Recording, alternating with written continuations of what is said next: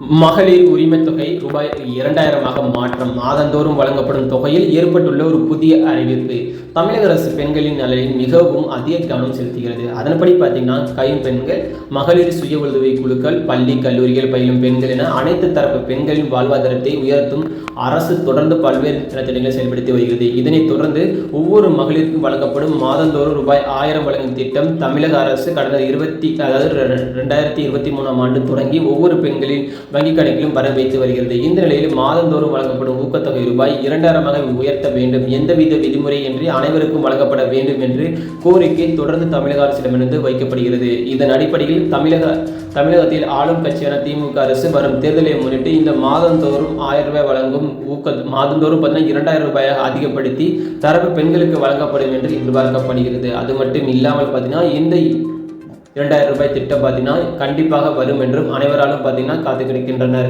அது மட்டும் இல்லாமல் மகளிரின் உரிமை தொகை 2000 மாற்றப்பட்டுள்ளது, அடுத்த மாதத்திலிருந்து உங்கள் வங்கி கணக்கில் வரும் என்று பொய்யான தகவலும் பார்த்தீங்கன்னா ஒரு சில சோசியல் மீடியாக்களில் வெளியாகி வருவதால் அதை பார்த்தீங்கன்னா முற்றிலுமாக இப்போதைக்கு அதிகாரப்பூர்வ அறிவிப்பு வராததால் அதை பார்த்தீங்கன்னா பொதுமக்கள் யாரும் நம்ப வேண்டாம் என்றும் கூறப்பட்டுள்ளது. இதே மாதிரி பயனுள்ள தகவலை தெரிஞ்சுக்கொள்ள எப்போதுமே நம்ம சேனலோடு இணைந்திருங்கள். அனைவருக்கும் நன்றி, வணக்கம்.